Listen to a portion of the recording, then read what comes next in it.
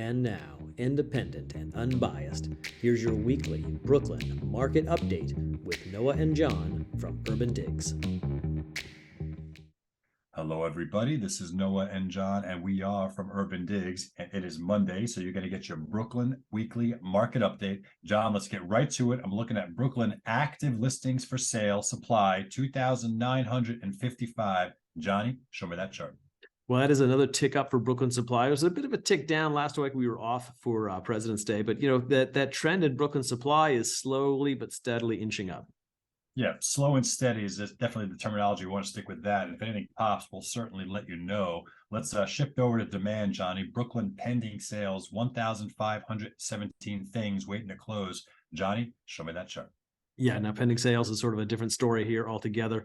We've seen that deterioration in pending sales since last summer, and it really hasn't recovered. I mean, we've seen a little bit of a trend off the lows, but again, I mean, we've only seen a few weeks of upward momentum, and it's still too soon to stay. But right now, it's still, I would say, treading water. Yeah, it's not really showing us what we would think we would be seeing right now, and it looks like you're starting to see it for Manhattan. But then again, Manhattan had a nosedive that was much steeper and faster than Brooklyn did. So I guess, if you don't fall as far, maybe the recovery doesn't come back as quick. I don't know. We'll follow it over time. I do know that the market pulse is sitting around the 0.51 level. It's just at the edge of buyer's market and the low end of the neutral zone, and it's just not going anywhere. We'll go look at the weeklies, Johnny, and see if there's any clues there. I'm looking at supply, 158 things. As you said, that's down a tick. Johnny, show me that chart. Yeah, and when you look at the weekly new supply, I mean, you can tell where you look at the last couple of years and you see those lines and you look at where we are now, and you can see that on the weekly side, Brooklyn is still well below, where it should be in terms of supply, at least of what it was last year. So, last year this time doing over 200 units a week, now roughly in the 150s, 160s. So it's a bit anemic on the supply side. And that's, even though supply is building, that explains why it's such a slow build. Yeah, this is a narrative that is resonating throughout the industry, universal, whether you're in Manhattan or Brooklyn. It just seems like there's not a lot of fresh stuff, Johnny. There's not a lot of fresh stuff. It's just a lot of the old lingering stuff. And the new stuff that comes on, if it's priced right, it gets kind of gobbled up. It's just such an interesting marketplace. Let's go over to Brooklyn contract signed. That's ticking down 104, down 27%. Johnny, show me that chart.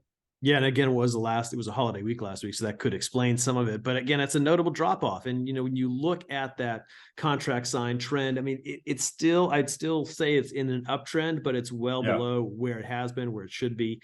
It's still, this market in Brooklyn is having a tougher time recovering than I would thought. Yeah, me too. That's kind of like, I'm looking at these numbers and I'm trying to come up with the right words, and I think that's it. It's just having a tougher time kind of getting out of that seasonal hump than Manhattan is. It seems like it. And I mean, I don't know. I mean, sellers are just hesitant. They got loaded with low rates, and I mean, buyers, I don't know. Maybe there's not a lot of stuff for them to pull the trigger on. I don't, John, we look at this contract signed 30-day pace on a monthly basis. Let's just take a look at a monthly basis. It's at 485. It made a nice little move up. But we take a look at that like we did Manhattan on the longer term. Again, no one's denying that we moved up here, but we're still below that low level of liquidity. So while the bounce is nice, it's still a bit anemic. Right. And when we looked at some of the numbers last week, a couple of weeks, you could kind of see the beginnings of that uptrend. And I'm not sure if this holiday week kind of stopped things dead in their tracks, and maybe we'll see a continuation of that trend. But for right now, it seems like the market kind of got off to a good start here in Brooklyn, but it hasn't really pushed through the level that you would normally expect it to push through, sort of as that, maybe that spring momentum is just not quite there yet. Maybe we're a little bit delayed in the Brooklyn markets. Yeah, that certainly could be it. And you know what? Nothing goes in a straight line up. I mean, it could go down and then go up again. It could zigzag like that. I mean, sometimes they work in channels, they can go down and then go back up like this.